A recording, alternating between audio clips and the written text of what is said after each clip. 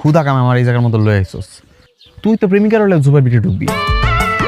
আমার কি প্রেমিকা টেমিকা কিছু আছে? হুদে আমার কিল্লে গেছস ক দিহি।